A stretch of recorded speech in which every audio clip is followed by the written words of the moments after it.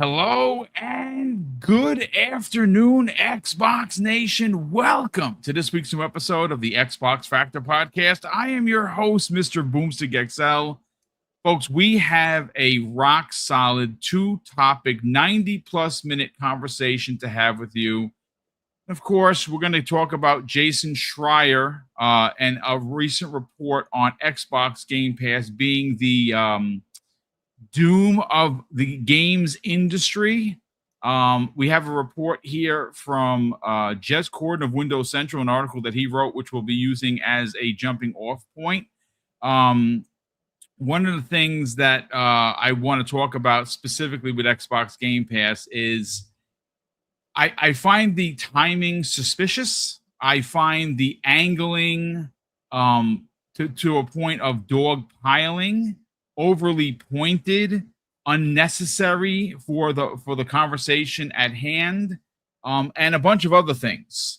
But that's not the only topic we're going to get into. You know, we're going to be breaking down with Jamie and Umbra this Games Radar interview with both Mathew Ball and Matt Booty. Now, Matt Booty found himself in the crosshairs of the Xbox community for some mixed messaging. We're going to break that down. I know we talked about it yesterday, but I have had some time to digest the article, and I have a lot of information that I'm going to be using for context regarding my thoughts and theories. I'm going to still stand on the square that moving forward, there really should only be one or two people making these, having these conversations, making these statements. I don't think Matt Booty is one of them personally. It's not because I don't believe he's competent. That's not, in fact, the case at all. I've met him. He's very sharp, but he is the, content officer, meaning he's working with studios to get content into Xbox. Stay there, work with the studios. Let Mathew Ball do the talking. Not because I only agree with Matthew's take, but he is the chief strategy officer. And the strategy for Xbox moving forward is taking their biggest and best and making them exclusive. I have some additional thoughts and a more an intricate way of breaking it down. But Jamie Moran, how are you feeling, sir? Yeah, I'm feeling good. I think the gaming industry has been a weird place this past week because all the constant rumors and non-stop. But we've got some good stuff to talk about today, so let's get into it. Yeah, we absolutely do. So listen, I was going to say, as we wait for Umbra to arrive, here like a genie, he shows up. Umbra, how are you feeling, kind sir? I feel like $1 million after seeing that Avengers Doomsday trailer. Oh man, I don't know for sure, but I would imagine that's going to beat Spider-Man. Which I got tickets for both, by the way. I got my tickets for December already. Me and my brother Neo Mental, we've been dreaming about this leading up to something that we had as kids. We held the issues in our hands. We went to the Optimo that was in Co-op City where we used to get our game magazines. And I remember buying the first issue of Secret Wars, and that is I'm getting goosebumps. That is eventually where this is going, man. To finally see Doom actually showcase the way he should be. And did he sound dope or what? He sounded exactly what in my mind is what a Latvian king would sound like. Yes. Absolutely. I was just like, yeah. I think people kind of got used to RDJ and figured, oh, he can't do this. RDJ is a fantastic actor. He can put on an accent and change it. Who hasn't seen Tropic Thunder? Oh, well, there you go. Yes, I mean, that's a really good one to say. I mean, he got a lot of slack for that.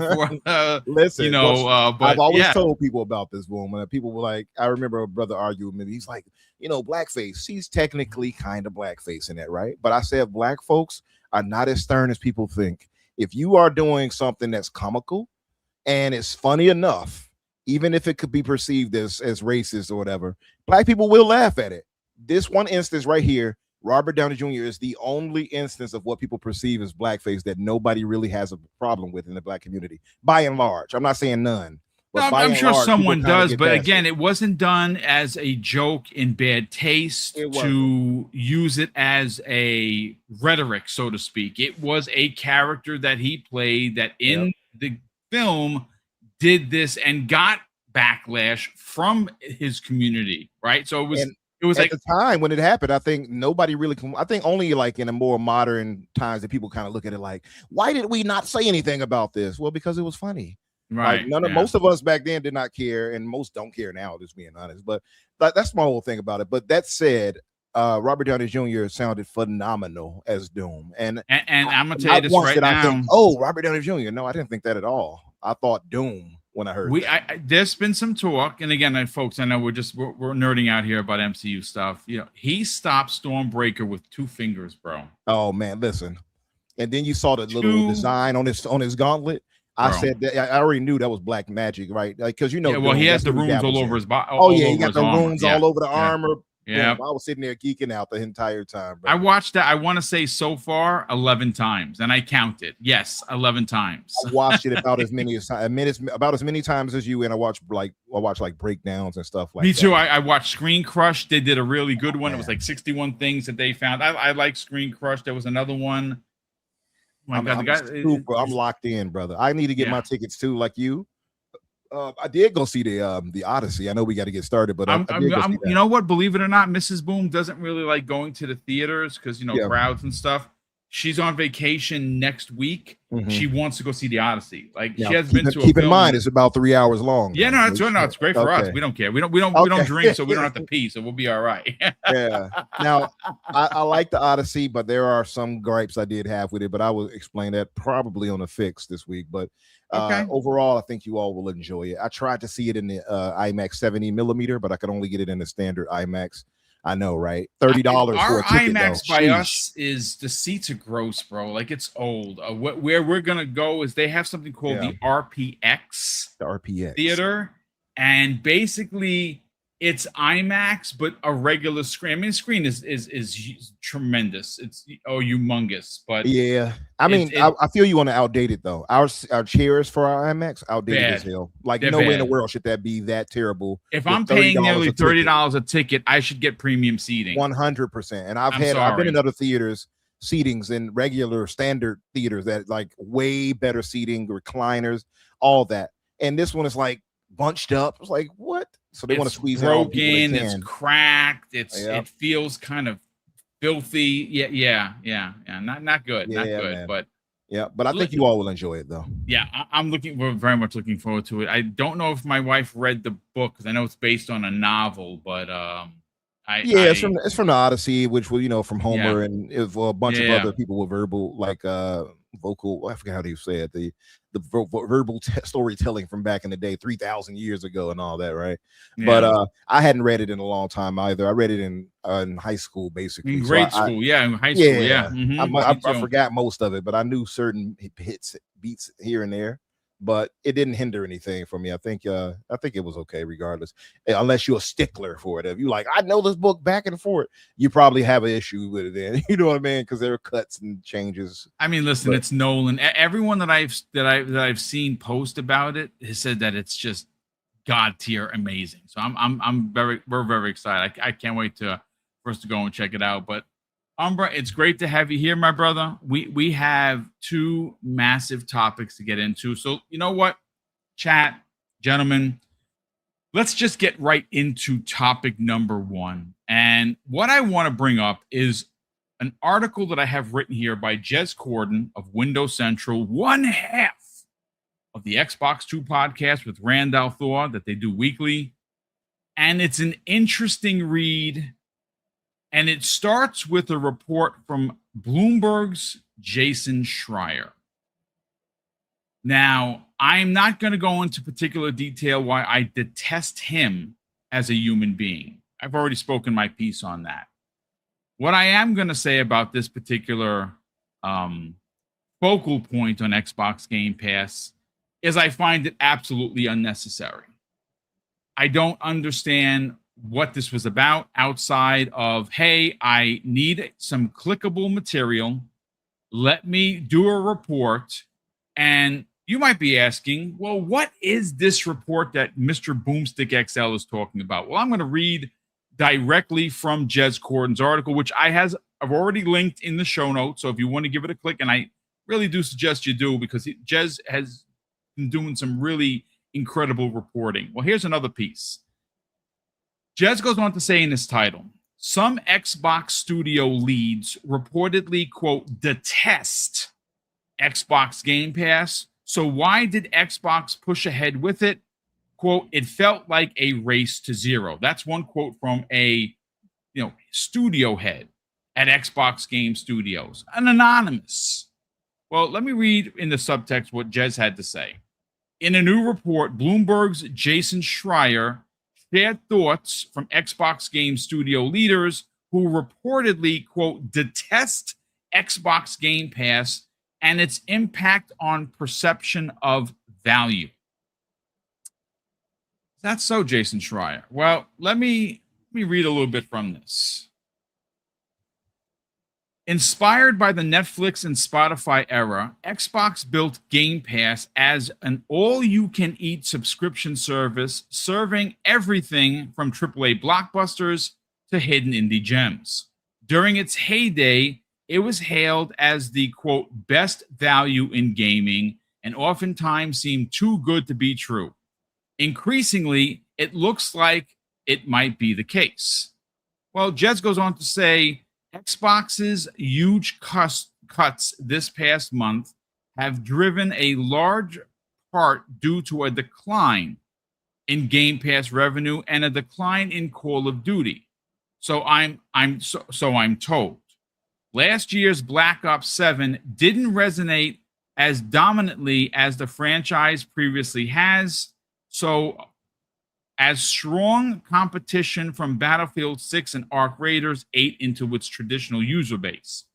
Call of Duty Black Ops 7 still went on to sell monstrous amounts, but the operation is so vast and expensive, even small disruptions can have a big consequence. So, look, gentlemen, chat, I want to stop there specifically because I want to bring up a report.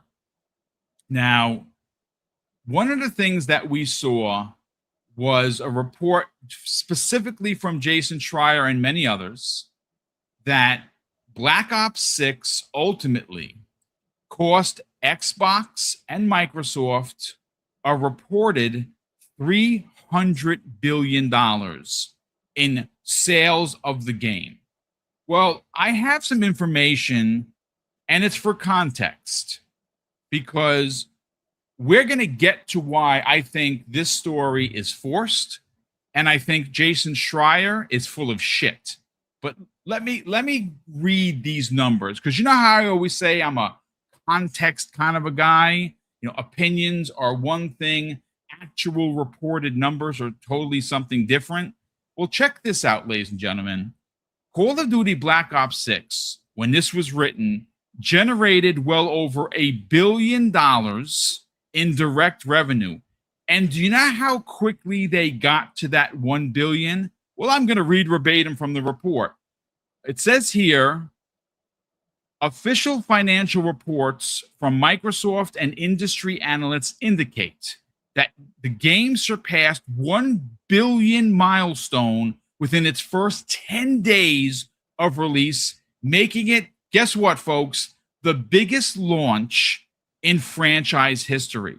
Now, this was in Xbox Game Pass, and we were told that it cost Xbox $300 million in sales. Well, check this out, folks. Here is some information that refutes that claim. And these are the 4 bullet points. Key revenue highlights for Black Ops 6. Historic launch. The title generated 1 billion faster than any of its prior entries, driving a, quote, 61% growth in Xbox content and service revenue during its launch quarter. Here's the second one. PlayStation and PC sales. Despite being, quote, free in Xbox Game Pass, traditional unit sales on PlayStation and Steam surged by 60% year over year compared to its previous entries.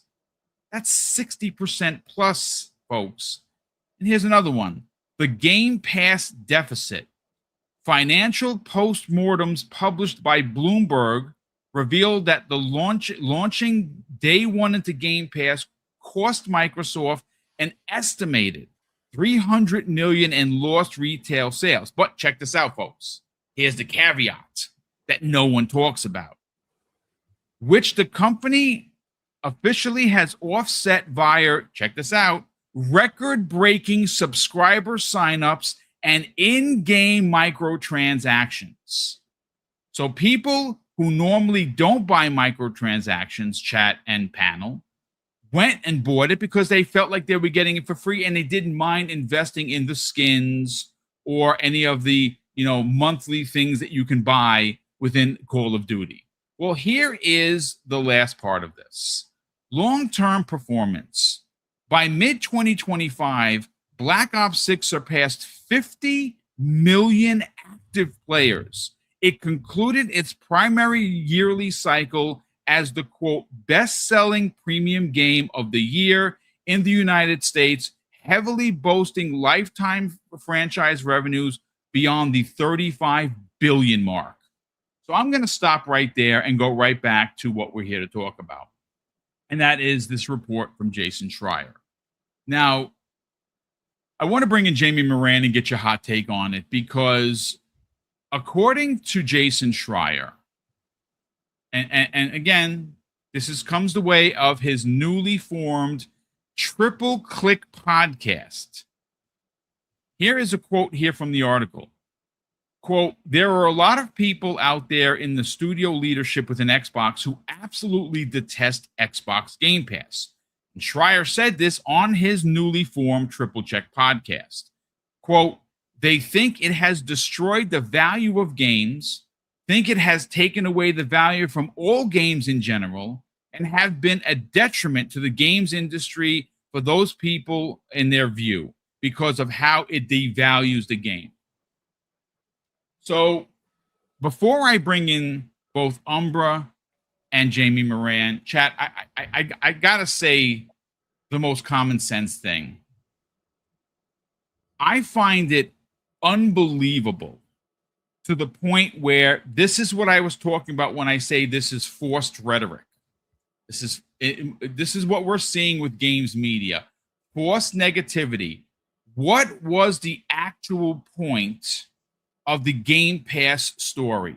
Did this have anything to legitimately do with the layoffs? Well, some people will suggest that, and I would disagree. Game Pass is not the blame for the industry as a whole and its woes. The industry has gotten greedy. The industry continues to have more games per year than any year prior. So the more games that come out, that means that there are more choices for people to make. But you know what never gets talked about, Jamie? Black hole games. What are those games that I'm talking about that legitimately are so freaking good? When you're playing it, it feels like a premium game. And you know what you had to spend to play said game? Absolutely nothing. Roblox is a perfect example of that. Apex Legends, Fortnite, Call of Duty Warzone, and the newly formed Marvel game, the Marvel Fighter, right? It's out there. People love it. It did gangbuster numbers. Marvel Rivals is maybe it's not as big as when it first came out, but it's still generating bank. Now, I don't play any of those games. I'm not sure if anybody on the panel plays any of those games. Honestly, I don't know if anybody in the chat, raise your hand if you play any of these games. But those, and there are more titles. I'm being very specific, because obviously for podcast purposes, I need to keep it tight. But those games, every one of the games that I mentioned, if you were to turn them on right now, they would appear to be premium paid for content, and they're not. And people are playing those games. Those are legitimately taking away from the $70 game that people can't afford to buy. See, this, again, it's another part of the conversation, Jamie and Umbra, that continue to get left out of the conversation is the fact that right now, money is very hard to come by. The industry is suffering because people are not spending the same amounts of money. People are playing the same games because they might not be able to afford to buy new ones. This is where Xbox Game Pass comes into play. For $22.99, you are getting day-and-day games. Now, is that going to change? Maybe. Was Call of Duty pulled out to lower it from 30 to 23? It was. And I think it was a brilliant move. One of her biggest moves so far. I'm talking about Asha Sharma. But this whole rhetoric about Xbox Game Pass being the detriment and being detested by studio leaders within Xbox game studios, you know what I have to ask? How many? Is it 2? Is it 15? Is it 30? 30 of the studio leaders? Does everybody detest Xbox Game Pass? I don't know, but again, I call absolute bullshit on this, and it's just another hit piece for a Sony shill known as Jason Schreier. Let me get your thoughts on this, Jamie, because I know you're going to have a lot to say. You know, before I get into this topic, which is, I have a lot to say. I've yet to see the Doomsday trailer, because you'd be shocked how much you actually enjoy movies more now if you don't watch the trailers. That's true. But like for me, for instance, bit of a tangent. I'm a huge Dune fan. I went into Dune Part 1 and Part 2 without watching the trailer. Best cinema experiences of my life. I have no intention of watching the trailer for Part 3. Anyway, so this whole topic's getting a bit out of hand because, like you said, we don't know how many people at Xbox has been talking about. You know, they think, you know, Xbox is a detriment to their games. Sorry, Xbox Game Pass is a detriment to their games. It could, like, if there's like thousands of people that work at Xbox and 3 people think it's bad for the games, the article still exists and it's clickbait. And by the way, before I get into the rest of this topic, didn't Jason Schreier, and I'm not entirely sure, didn't Jason Schreier write an article? Didn't Jason Schreier write a book about his the things he knows about the game industry? And one of those things was all the bad stuff that was happening in a Blizzard, but he didn't report on it, so he saved it for his book, which he made money off. Yeah, I mean, just thought I'd bring it up. Anyway, out of nowhere for no reason. Yeah. So when there's no news, you make news, right? If there was any other time where this news would come out, it would have been beforehand, right? When Phil Spencer was running the show, right? Where Game Pass was the sole focus of Xbox. And so no one came out then. And it just feels like as soon as Xbox is trying, right? The people at Xbox are trying now, right? They're doing exclusives again. They're leaning into console focused. And now we're hearing that, some developers don't like Game Pass. I find that it's ridiculous. It's absolutely ridiculous. Because people like to blame Game Pass. And the people that do this are lazy. AF. I'm trying not to swear. These people are lazy. They don't want to blame the actual problem in the game industry. We don't see any articles by these bloggers, and I'm calling them bloggers instead of journalists because that's what they are. They're hacks. They don't blame the actual problem in the industry. Like, the console user base has been at around 200 million players for around 20 years. That number hasn't grown, right? And what's happened in that time over the past, 10, we'll say 10 years, game prices have went up. The cost of development have went up.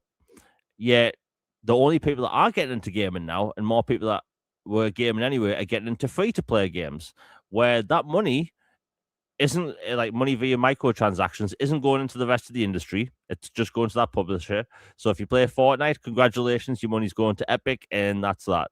And a lot of people don't even buy microtransactions. So you have people buying a console, playing a game, and not putting any money into the industry, right? These black hole games are a big problem. So you have the rise in development costs. You have less people buying these full price, premium games because they're scary old Game Pass. It's because they're these free to play games. How many times have you seen?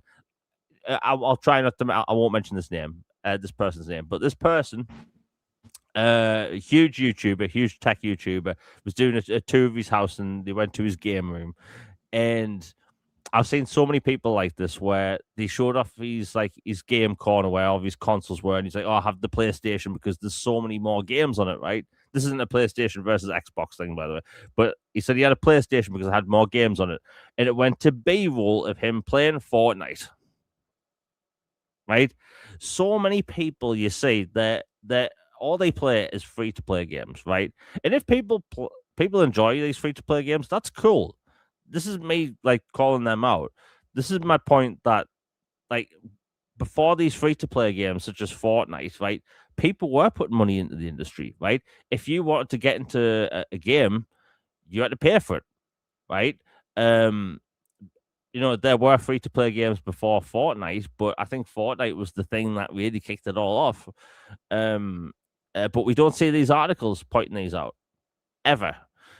We just have to blame Game Pass at every opportunity. And what I always find funny, like when a new game's about to come out, you always see people say like, "Oh, I'm going to buy this game," or "You should buy this game to support the developer because it's in Game Pass, they're not making any money."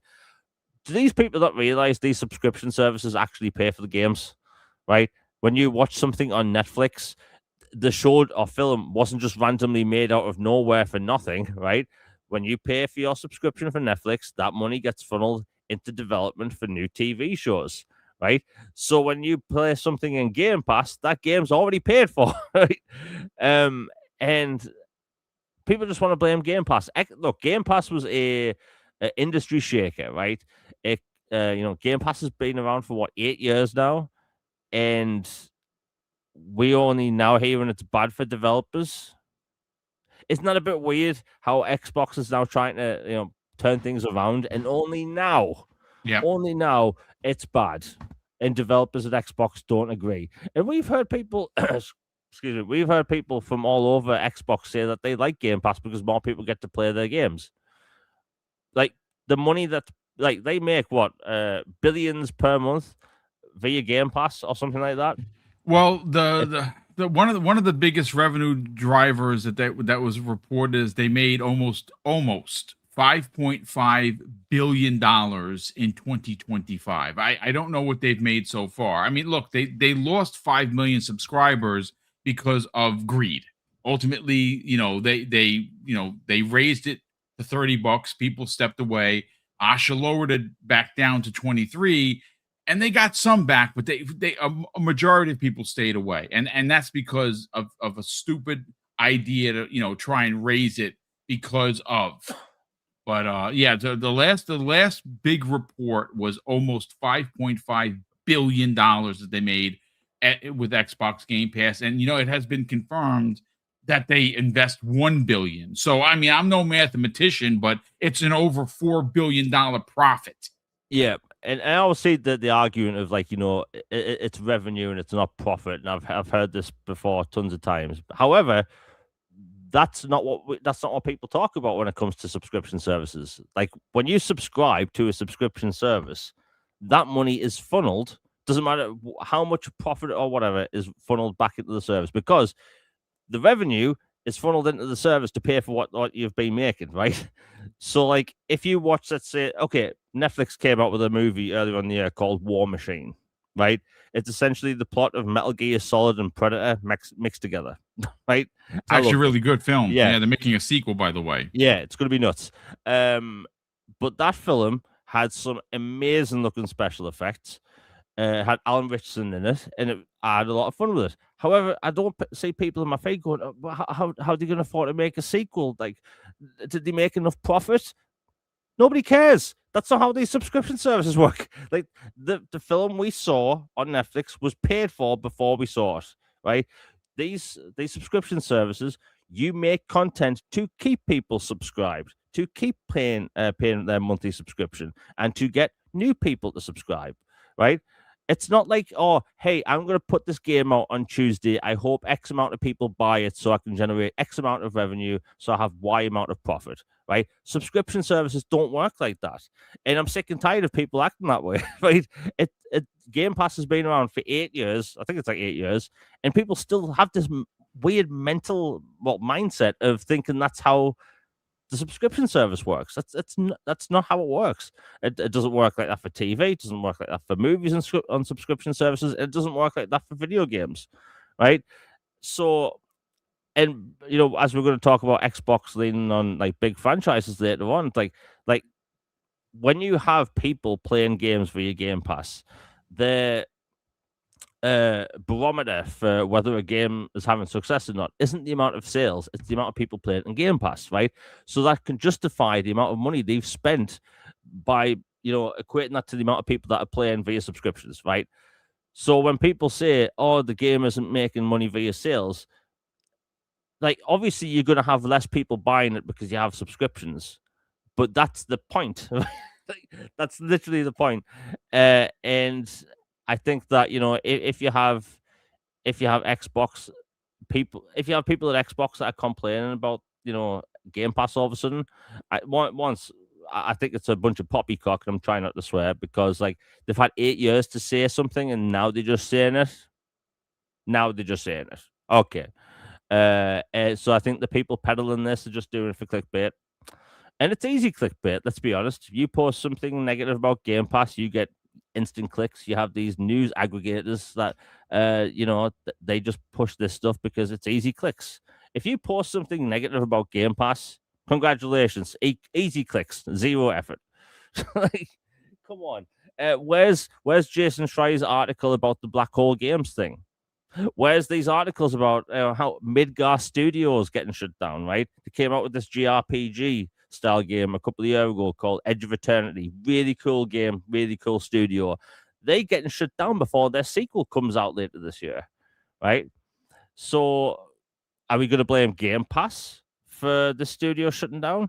Are we going to blame Game Pass for Embracer shutting down 44 studios since 2020?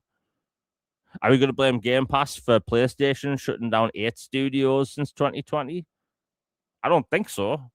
But we have to blame Game Pass for everything else. And whether there's by the way, whether there's people at Xbox game studios, like the coalition or whatever, that don't like Game Pass, that doesn't really matter. Like, I'm sorry, this might sound a bit harsh, but employees don't have to like every decision the company makes. I agree. Game Pass exists for a reason, and I'm sick and tired. We have this song and dance every other week about Game Pass bad, right? But PlayStation Plus, by the way, and as I said before we went live, there's a ton of games that launched day one in PlayStation Plus, right? These third-party games, nobody bats an eye, right? Nobody bats an eye about these Netflix shows or Paramount Plus shows or HBO Max shows. Nobody bats an eye. It's Game Pass bad. And I think it's a shame, right? People aren't covering the real problems with the industry. Why is these games costing $300-400 million? There's less people playing these games because, again, you have people playing free-to-play stuff. And it's a big problem, right? Not addressing the problem is the worst thing. Blaming Game Pass, that's the easy cop out. If people want to get the clicks, hey, how about you? Maybe you have an article to write. Cool. Maybe you have a blue tick on Twitter and you want to make a quick, easy buck. Blame Game Pass. That's the thing people do these days. But like not blaming the actual problem. That's a bit weird, Like look at the cost of something like Game of Thrones, House of the Dragon on HBO Max, right? A huge show, right? Stranger Things, huge show, right? A lot of these shows are like have some of these shows cost like $30 million an episode, right? And I don't see a single person online saying, "But who's buying these episodes? How could we give them our money? Like, like what about the studios? Is there anyone at Netflix that doesn't like this business model? Shut up, right? Right? Nobody's doing this crap, and we have to again. We do the same song and dance because it's Game Pass, right? I'm sorry. Actually, I'm not sorry. People are avoiding the real issue, right? Games are costing $300 to $400 million. The only thing that people can come up with is raising the cost of video games. You have Rockstar Games, which decided to raise the game prices to $80, where it's technically $100 because they look on basic features behind a $100 bundle, which no one's batted an eye. Did you see any articles from Jason Nope. Schreier condemning this by any chance? Nope. I'm just curious. Nope. And do you know what terrifies me most, right? Rather than writing articles, rather than doing investigative journalism about this $100 version, right? Yeah, like basic stores in the game will be locked behind a $100 version. Rather than doing investigative journalism, rather than asking Rockstar why they've done this, right? You have these clowns, right? Just completely avoiding this. What Rockstar did is the biggest story, right? Because if you have someone like Rockstar thinking, hey, we're going to lock basic features behind a $100 version, you're going to have companies like Ubisoft. You're going to have especially. EA. And by the way, EA is a big topic nobody's talking about. Do you know EA? And I found out a bit late because, I don't play American football and those games aren't really huge here. But college football came out in, I think, early July. And do you know they put microtransactions in the single player mode? Whoa. Right? Yeah, nobody batted an eye. Thankfully, the community actually stood up and made a huge deal about it, and they've actually gone back on it. They've actually taken out the microtransactions for the most part for the single player. However, they said they're going to find a new way to implement such monetization practices in the single player in the future. So people worked out that if you wanted to max level your coach or whatever in the single player mode for college football 27, it would take, I think it was like 150 years of gameplay, right? Without having to buy these XP boosters. Unbelievable. Right? Yeah, and nobody batted an eye. Nobody was writing these articles. No one was doing these, like, none of these hit pieces on EA. Yeah, none of the no hit pieces on the EA. Like Rockstar Games is egregious. I can't get over that $100 bundle because, like, that is the version of the game to get if you want to have, all of the hairstyles in the game, right? Like the best outfit in the game, which is the Miami Vice outfit, is locked behind the pre-order bonus. And okay, I can get behind the pre-order bonus, I guess. But like locking storefronts to a $100 version, so you're gonna have Ubisoft in the future that, let's say, certain businesses in future Assassin's Creed games will be locked behind a $100 version. Like, look, what if the next Mass Effect game does have certain characters locked? What about certain planets you can't get to unless? Yeah, certain planets, certain characters. And by the way, EA back in 2013, one of the main characters was locked behind Day One DLC, right? So, like, I'm sick and tired of these people blaming Game Pass all the time, and I don't care if one or two employees don't like Game Pass. And yeah, most people don't like the choices their employers make, right? like I don't. Nobody does, right? But we have to call for the end of Game Pass because X amount of people said they don't like it.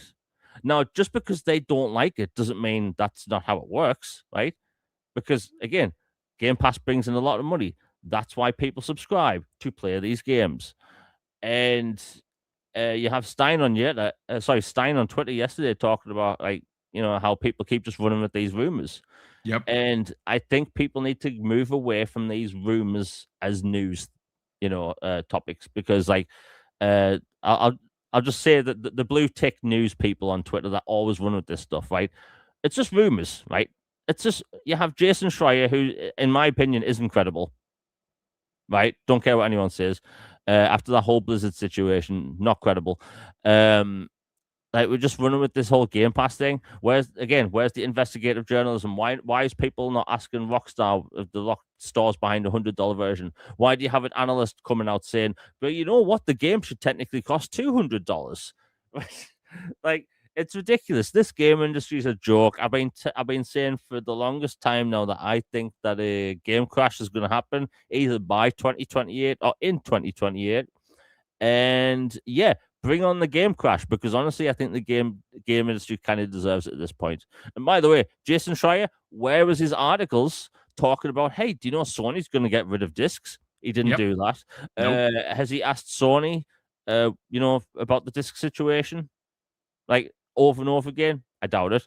Has anyone in the industry, when it comes to journalists, asked Sony constantly about the disc situation? Nope. But, when we've seen the shoe on the other foot, we see everyone question everyone at Xbox, hey, what's happening with the DRM? What's happening with the check-in? Because we saw what happened in 2013. We didn't see the same amount of coverage. But because there's no news, we have to talk about, Game Pass being the bad thing. It's tiresome. That's just me. No, I mean, listen, great points as always, Jamie. Listen, Umbra, I want to bring you in, but I want to read a couple of these paragraphs because it really does lend to where I think you're going to go with this. So Jez goes on to say in his article, I was curious what my own sources felt on the topic. Speaking to a former Xbox studio lead, they were pretty upfront about echoing what Jason Schreier reported. Quote, giving games away for free in Xbox Game Pass Day 1 sends a message to consumers that games don't have an inherent market value. It almost creates an assumption that these titles could not sell on their own. One said, quote, it felt like a race to zero. I find that ridiculous, but let me continue. I asked another former Xbox lead with intimate knowledge of Xbox Game Pass's strategy previously, who explained that the idea around the whole platform was to offer core games a stable revenue stream as many core users increasingly opted for the free-to-play titles, or wait for deep cuts and sales, such as those often found on Steam.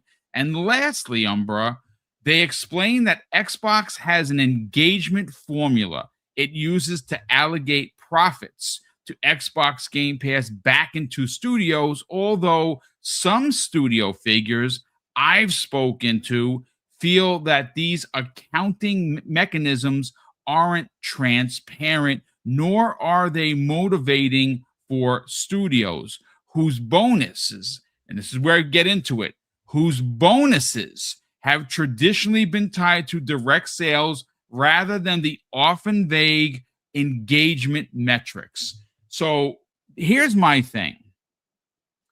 What this ultimately comes down to is bonuses for these executives on who buys their games. And I will say, I don't give a flying shit about your bonuses. I care about getting the best value for me as a customer. And there are a couple of things.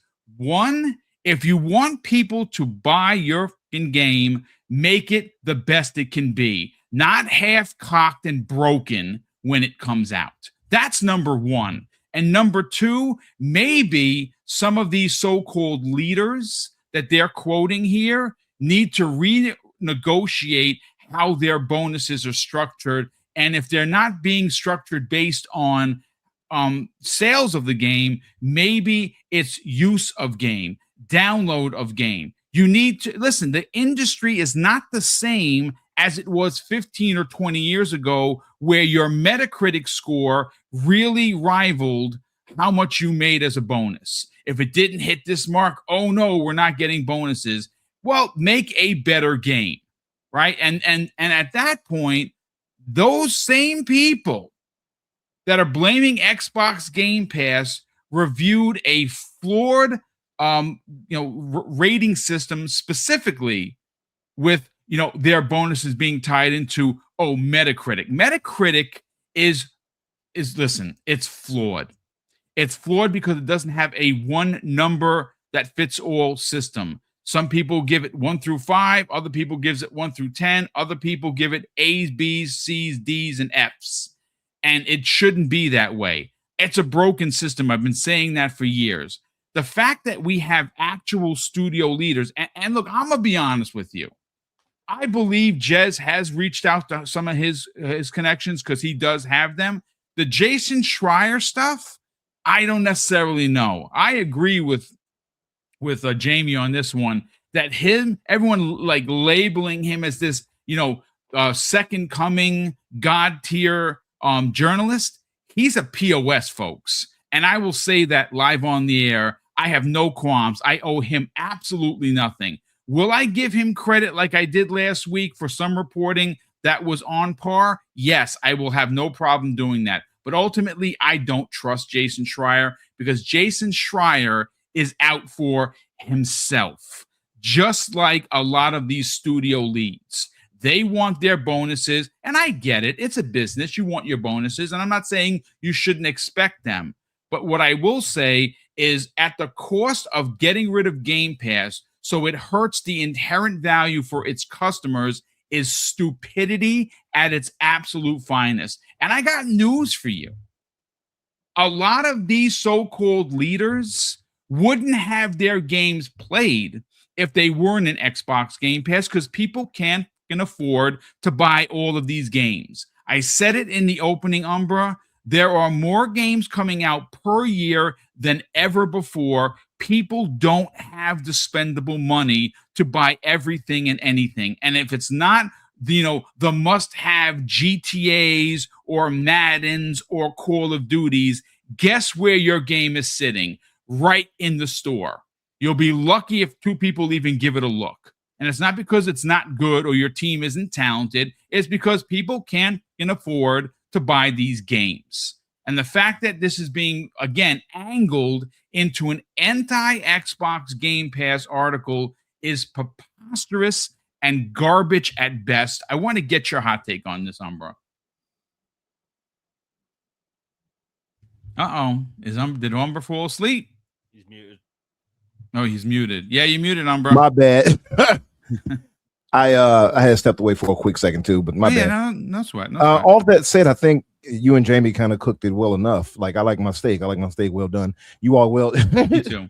I'm trying to move to medium well, but I think you all hit it on the head. And one of the things I would point out, I guess, opposite of what, not opposite, but to add into what Jamie was pointing out and what you pointed out is really the advent of black hole games. And I would add another, which shout out to BV because Black Viking, because he pointed this out in the discussion as well, which is secondhand, right? So a lot of games, used games, people are buying things like that. There's no complaints about that. And I would argue, the secondhand market is just as big a deterrent of these games selling the way they would normally than anything else. Mind you, being on PC, you got a lot of storefronts on there that sell these games way cheaper than you'll get on console. So they'll get these keys and they'll sell them at a far reduced price online. So I think a lot of that goes into it as well, that it doesn't really get talked about. But just to add, so the black hole games, you all know why they have this name, right? Because it refers to a massive evergreen live service, smorgasbord,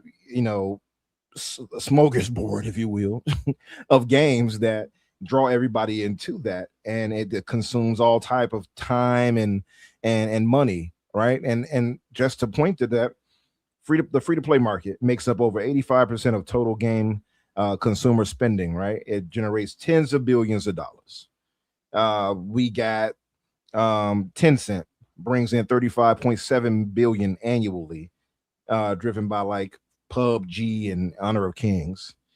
Sony brings in 29.9 billion yearly with Fortnite and stuff like that. Then you got Xbox brings in 23.5 billion, and that's with their own Call of Duty like Warzone and stuff like that, and Minecraft, right? So Microsoft is obviously getting the bigger share the upside of this because they have games that actually fit into that as well, right? But those types of things are why we continue having this issue. And I know Jamie had brought it up some time back and spoke on this, and it's, to me, it has become more obvious, right? That black hole games have become a bit of the issue. Now, I don't know the solution, I will say that, but I do know that continuously saying, oh, Xbox Game Pass and Series S is not going to solve it. And I think, like Jamie pointed out in yourself, Boom, I think Game Pass is it's an easy target. It's easy to just say, oh, it's Game Pass, and not offer real actual nuance as to why that is the case, especially when none of these other issues are brought up. So I think it is kind of a easy go-to. You don't ever see this with anything else with Sony or with Nintendo. And just to be honest, you don't really hear anything. And I've said this before, without Xbox doing what they've been doing these past years, even up till now, we would have nothing to talk about. Let's just be real, right? And so it has become its own, Xbox has become its own news cycle for anyone talking on gaming, really, because Sony doesn't have anything that's popping that people can point to and say, oh, Sony's this or Sony's doing that. They have nothing. Nintendo here and there has some stuff, obviously, but how many times can you talk about Pokemon and being the very best? I guess I don't know, but like in general, and that's not to shade them, but in general, when it comes to topics that people care about and discuss, having something negative to point to a Game Pass seems to be the winning ticket. I agree with that wholeheartedly. I don't have a ton to offer here because, again, I don't have a real solution to this. Only thing I can point to is that these companies are going by, like you pointed out, extreme greed. And we are at, I think if you just look at the real world market in a lot of ways, we are kind of at that end game of capitalism, right? Where it's all extreme. And we're seeing now these companies trying to do whatever they can to squeeze out every single dime they can from us. And because of that, companies like Microsoft or even Sony or whomever, they're going to start doing things that we feel are draconian. They're going to start doing things that affect normal people's lives, like getting rid of people and such, because at the end of the day, they want to make sure they get their money, right? Things like that. They're going to start charging exorbitant prices, like Rockstar, as you pointed out, Boom, with $100. Mind you, I am giving into FOMO for that. So shout out to those who donated to the first annual GTA 6 fund.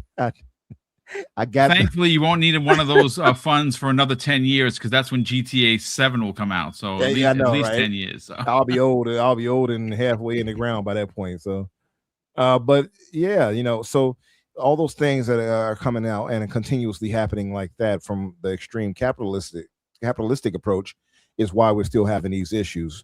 I don't know necessarily what the answer will be, but I don't think that, just get rid of Game Pass is necessarily the answer. I do believe, though, because of that greed and because of that desire for them to get every single cent they can pull from people, Microsoft is probably going to make some moves that we're not going to like in the near future, right? Concerning Game Pass, I'm almost certain that they will. I don't for a second believe that they'll be like, oh, this is good. I can almost guarantee you we're going to see some tweet from Asha, like, we appreciate you here, but we hear you, but we Xbox blah blah blah, some type of PR something, where they're going to try to do something. Hold on. Unreal Engine sucks. I see that. Pragmatic. He threw me off my topic. I hope that's not in fact the case, because you're talking about potentially pulling out another game. Call of Duty pull out something. Either they're going to pull something out, Boom, or they're going to try to raise the price, or like give you tiers, right? Like you would have a la carte system where you can get this package with this. I feel like they're going to pull something to try to nickel and dime us at some point. That's what I'm worried about. And because of the model of this overly exorbitant capitalistic approach, and they want to get all this money out, I'm worried about that being the case. I'm not saying that it is going to be the case, but I'm almost certain that will be the case. Well, real quick, before we get on to topic number 2 and I catch up on Super Chats, there are 2 quotes here, back to back, actually, and I want to get your thoughts on it, because I know you said that me and Jamie kind of cooked it really well, but there is a theory within, and it was said multiple times by some of these so-called leaders. Son of Vision 2 says, how is it free if it has a subscription? And Trey Bone follows that with, which I will, abbreviate in all caps, the effing games are not free. And you see, that to me is this driving point to the whole rhetoric with Game Pass. Oh, we're getting games for free. No, I'm not. I pay my service fee. Now, do I get it cheaper? Yes, I absolutely do. When I see it on sale, I buy 4 and 5 3-month cards at a time. And you know what I do? I copy and paste them. I put it into a Word document, and every 3 months that my subscription goes down, I re-up to keep me in the 36-month realm, because I'm a good consumer and I want to save money. Now, if you're paying full boat, that's you as a consumer. But the whole fact that these games are free, they're not free. We're paying for a service the same way you pay for Netflix and Amazon and Disney Plus and Paramount and Peacock and everything else that you pay for. We all have these streaming services that we pay for, and we watch the films and TV shows from there that we like, which is why we subscribe. Well, it's the same principle for Xbox Game Pass, except it's gaming. And instead of you having to spend $70 times, 8 games in a year, you pay for your subscription service. And most people, again, this is a number that continuously gets left out. If it's not the DLC that you're paying for, right? Your microtransactions for your whatever that you're going to buy, whether it be a skin, whether it be a new season. It's a lot of these games, especially on the Xbox side, which is why they do this. They have like the 5-day early access. They give you the extra DLC. So you buy the upgrade for $30. You buy the upgrade for $20. That is money that they are making on digital items so you can play the game early. And a lot of people, including myself, who still buy skins in Call of Duty because I didn't have to, quote unquote, pay the $100 edition that I literally paid the minute that Modern Warfare 4 jumped out. They had the Volt edition for $100, and I got my 10% discount because of having played Call of Duty before. I bought it, and I will buy microtransactions just the same because I really like Call of Duty. But so what is your quick hot take on some of these so-called leaders talking about the free aspect? There's nothing free about Xbox Game Pass. I remember when it was funny, just as an aside, I remember when I used to speak like that and say, oh, we're getting this free. It feels getting like it for free. I've said it multiple times. Yeah, it feels like we're getting away with something because it's such a good deal, right? And I remember I posted that and I was like, I pay this price and I get all these other games for free. And I had this buddy of mine at the time. I thought we were cool. I thought we were really dope and deep as thick as thieves, as they would say, right? This man got so mad. He unfollowed me and blocked me on Twitter. I'm like, over that? We had never had any fallout or anything else before that. And he got so incensed by the notion of the games being free. I just thought of that as you were saying it. Like, I remember that caused a strain on people's mental right there. It's hilarious to me. This is not free. We're paying for this, right? This is if the people are saying that, then it's coming from a place of ignorance. It's not coming from a place of fact. And that's obvious. Now, if they're saying that they feel this, maybe it devalues the proposition of AAA games out in the field, maybe they might have a point. I don't know. I don't know if they have a point there or not, right? I don't have the way to look it up and be like, well, see, according to this chart, I don't know.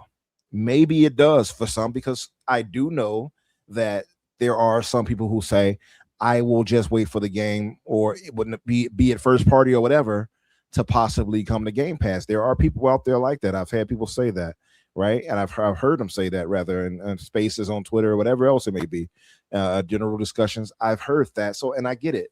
And for these people, Game Pass has become this kind of this service to allow for them to gain more from their get more from their gaming. So I can get why they also have the mentality of, let me get all I can for this price I'm paying a month or for a year. 100% understood. I don't think those people should be punished because they are paying for a service instead of saying, oh, I also have to do this thing. We are not the whipping boy, right? We're not the water boy to carry this water for these companies. If we deem to give our money to whatever, be it a service or these games, that's fine and fair, but it is not our job to make sure that, oh, we got to keep you afloat because we got to buy all these games you put out. Some of these games people might not want. Some of these games may not be up to snuff for them, right? Now Pragmatic is just he's fallen to like illness because he said Creation Engine is better than Unreal Engine 5. I'm so sorry you're going through this, Pragmatic. I pray for your health. Anyway, I say all this though, like, we definitely listen. I have said before, and I've decried the notion of these developers losing their jobs. I know some people kind of blasé about it. They kind of write it off. Well, you don't complain about these other industries, but sure, I guess, right? Maybe you have a point there, but I do care about this one a lot. So when I know that there are a lot of devs that are losing jobs, and because of that, we're likely losing out on a megaton of experience and credit, not credible. What's the word I'm looking for? From experience and know-how, right? All these things that they knew how to do, and we possibly could have gotten more, greater games in the future from it. Yeah, I lament that. I don't like that. I don't like that we're going to lose out on what it could. Like, I can imagine in another universe where none of this happened, where they probably have Mass Effect 5 right now, and it's like the greatest rated game of all time or something. Who knows, right? So I'm only saying that to say that I don't like that for the reason that we lose out on all this talent. These talent don't return, right? You just saw with they go into other industries. That's what happens. Absolutely. Or they'll just give up altogether, right? Look at Schofield, right? So that's the reason why I would say this. And so it does suck that these things are happening to these developers, but it is not gamers' jobs to be like, okay, I'm going to go and take care of everything and buy every single game you put out to make sure you don't go under. That's just not realistic, right? It's not realistic. So we can only do so much. And Game Pass offers a proposition of, affordability. I cannot fault people for using it to its fullest extent. That's what it was purposed for. If it ain't going the way that Microsoft wanted, which is, hey, subscribe to this and also buy games, that's not our problem. Right. So yeah, I don't agree with that notion whatsoever, even if it is harming them. That's for them to make decisions on. And if they say, hey, we're going to pull away from Game Pass, then that's the decision they're going to have to sit with. However that fallout is, for that decision, but it's not the gamer's job to just cater to every game that's put out by whatever publisher for fear of them losing jobs or for whatever. They have to also get competitive with their pricing. I mean, you had games like obviously a smaller dev team, but you had success stories like E33. Yes. Right? And massive success. Sold gangbusters, even though it was on Xbox Game Pass. Absolutely, even though it was on there, right? And we got other such success stories. I mean, and even if you look at like, outside of Game Pass, like something like a Black Myth. Now, I'm sure there was a sizable development team for that, but you got these games where it has mass appeal. My suggestion would be that they start turning to that, which it sounds like Microsoft is actually actively looking to do just that, mind you, to get straight mass appeal, AAA games out there to pull people to. That seems to be what they're actually aiming for, aside from the black hole games they already put out. So that's their job to do that, not ours. So yeah, I don't think there's any real metric we can point to and say, this is what's causing this. That's all opinion. That's all opinion and emotion, right? And we don't have anything to prove whatever, but I think that's where I largely stand. Again, These companies are super capitalistic. They want to pull out every single penny they can. And if they're not getting that, the game is apparently failed. It's a failure. I mean, look at Square Enix, how they were operating. Oh, Tomb Raider sold 15 million. That it failed to meet, our goals. Like, what did you expect them to sell? The Grand Theft Auto numbers I don't understand that. All right, so that just goes to show you that sometimes I think these developers or publishers are a bit out of whack of what the expectancies should be for these things too. So I don't know. Times change, and the one thing that's become clear is the expense for these things has gotten out of control. So, and what they're demanding from people has gotten out of control. Yeah. I don't think any of that centers Game Pass as the problem, personally. Well, I'll add in closing of this topic, which was absolutely brilliant, gentlemen. If these so-called leaders think that the removal of Xbox Game Pass is going to move people to buy their games, they are sadly mistaken. That is foolhardy at best. To suggest that people are going to run out in droves to spend $70 per game. And like I said, your average gamer buys 3 games a year, right? So the normies don't care. Your hardcore buy, a game a month, usually about 12 to 14 games a year, your hardcore gamer, which equates to about 15% of the marketplace. If you think that taking away Game Pass is going to motivate me to go out and spend $70+ per month per game, you are sadly mistaken. What you will get is me waiting for sales, which is one of the biggest complaints was in the report. Oh, people wait for sales. And why shouldn't they? Somebody should legitimately go out and spend $70 on your game that may not hit the mark for them. No, if they are running a household of 4 and they're only making so much money, where do you think this money is coming from?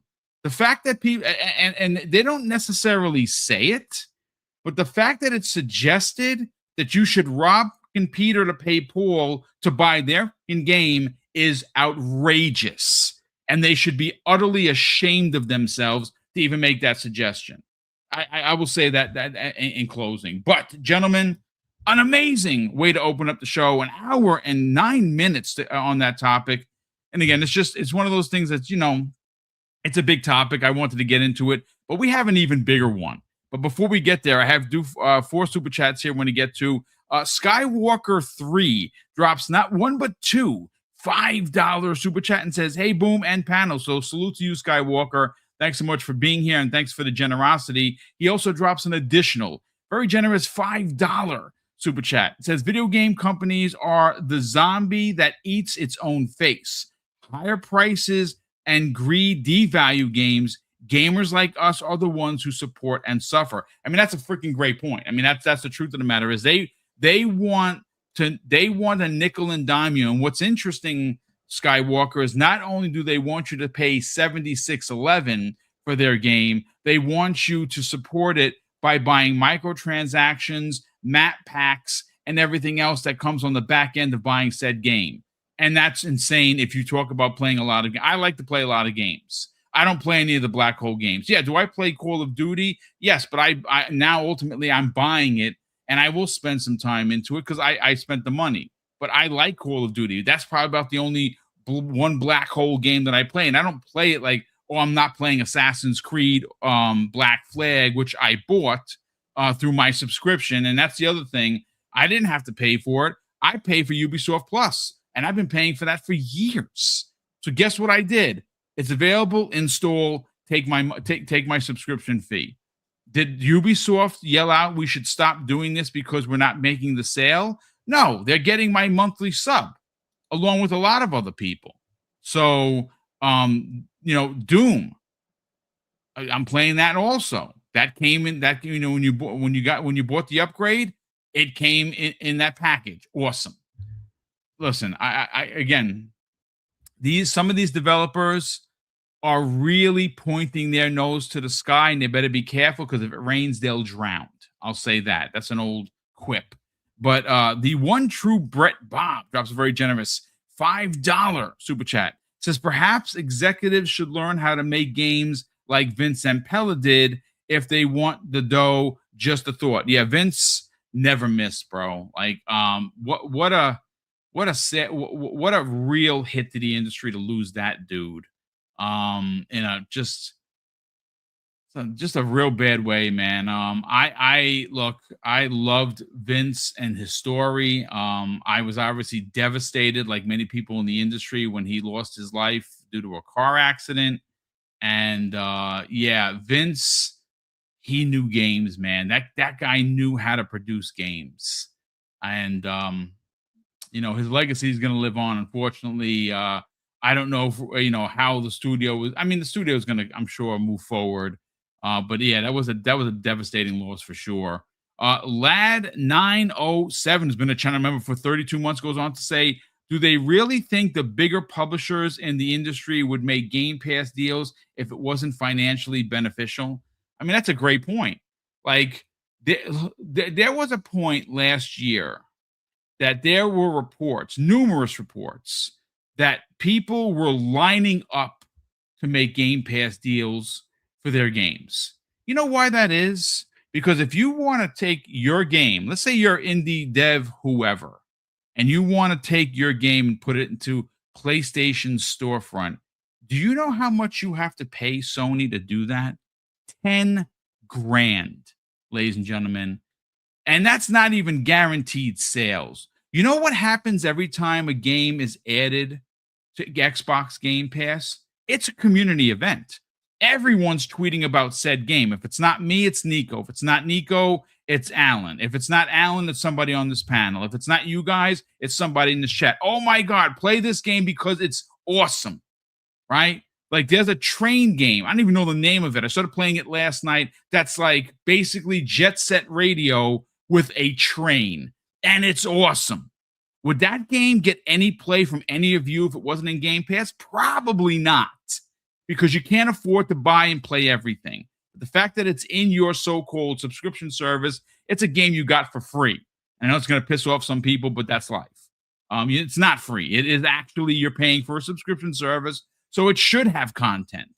Again, I just think that this whole, it's Xbox's fault and Xbox Game Pass's fault and Xbox leadership's fault is just hogwash at best. We also have Dan Lazaro. So Dan, great to see you here, brother. He drops a very generous $2 super chat. He says $70 now pays for $20 in groceries. And you see what Dan is saying right there is the conversation that I've been having and been made fun of with the eggs and the cream cheese. Listen, folks, I'm a retiree. You all know that. And I remember, and I know this is, again, it's a super old man thing to say, but when I do the grocery shopping because Mrs. Boom is working, right? And I remember, and again, old man thing to say, a couple of years ago, before where we were, you'd go to the store, you spend $100, and you'd get 6 bags that you carry out from Stop and Shop or your ShopRite or wherever you like to do your food shopping. Nowadays, if you include like getting chicken or turkey or a red meat, you're carrying out 2 bags. You're unpacking literally in 60 seconds if it's that long. And Dan's right. $70 now pays for $20 in groceries. Where do these developers think people are getting the money? That that you should not feed your family, not pay your rent or your mortgage to buy their fucking game. See, that is the arrogance. And I would tell a developer to his face, go yourself. If you think that I'm going to spend to buy your game instead of buying groceries. But I can play your game in Game Pass, and because you didn't get the fucking bonus to go buy your, Jaguar or something, or your new $1,500 pair of kicks, I should worry about that. Go yourself. That's what I would say to that developer. And I'm before I say anything more, I'm going to continue. We have a couple more super chats here. We got to get into the second topic because I'm about to lose my shit. Sloth12 in the chat drops a very generous $10 super chat. It says, if Xbox does away with Game Pass, I'd rather sell my Xbox and save to eventually get a PC, and you're not wrong for that. The reason why Xbox lost 5 million subs was for greed. The reason why they didn't see any in growth was because former leadership decided to tell you and new customers that you didn't need an Xbox. You know where most of the subscriptions are? Not on PC, they're on console. If you sell a console and you offer this and you market it right, because let's call a spade, Xbox has had marketing that has been nothing better than a pile of shit you see on the floor. That's how bad their marketing has been. And I'm not the only one to say that. And I'm sure there are people in leadership right now that know how terrible their marketing has been for not just last year or the last couple of years. I would say for a decade. They have not marketed Game Pass the right way at all. It's been terrible. Their messaging just as poor.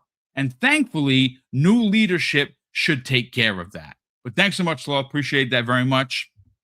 Pure Shooter in the chat drops a whopping $20 super chat. So Pure Shooter, that's very kind of you, brother. Thanks so much for being here, and thank you for the generosity. He goes on to say, it's ironic that articles are saying Game Pass needs to be killed so individual sales can thrive. All of these years saying that Game Pass is unsustainable, but what is unsustainable is selling games for $70 every 6 years. I mean, that's what I'm talking about. That's a brilliant point. Kill Game Pass so you can make people buy the games. I think you're going to have people buying less games. I think people like me buy more games because we don't have to buy Xbox first-party games because they're in the service that we pay for. Again, just such a ridiculous thing. The one true Brett Bob also drops an additional $2 and says, VDs have better marketing than Xbox does. Oh, my goodness. Well, Brett, thanks so much for that, brother. Gentlemen, I want to get into what has become a very hot topic. Now, I have a story here from purexbox.com written by Fraser Gilbert, one of my favorite authors there, or journalists. He goes on to say, Xbox CCO says not to, quote, overly fixate on all single-player games being exclusives. In the subtext, it goes on to say, Jamie, they want to make sure they find the right balance. Now, Fraser goes on to say in his article, we've heard an awful lot about exclusivity over the past couple of months since Xbox announced both Gears of War and Clockwork Revolution would be getting the exclusivity treatment, but we're also still quite in the dark about what the plans are going forward. Aside from what we definitely will be getting more of them in the future, and that has been confirmed by Asha Sharma, Matt Booty, and even Mathew Ball. Well, various Xbox leaders have suggested that single-player games are most likely titles to go exclusive in the future, whereas big multiplayer games will remain multi-platform. They've also stated that games with existing deals, such as Halo Campaign Evolved and Fable, will remain multi-platform as well. And we've talked about that to death. For contractual reasons, it obviously would have lost Xbox or Microsoft a significant amount of money, so they're just going to keep their agreements in place, release these games, and call it a day. Well, Fraser goes on to say a newly published interview with Games Radar doesn't really shed much light on any of this, aside from a comment from CCO Matt Booty following up another one from CSO Mathew Ball, who advises that fans shouldn't, quote, overly fixate on all single-player games becoming exclusive. Now, I said it yesterday, and before I bring in Jamie Moran, I do want to read a couple of quotes here from Mathew Ball. I think he's the one that should be doing the speaking if it's not Asha and not Matt Booty.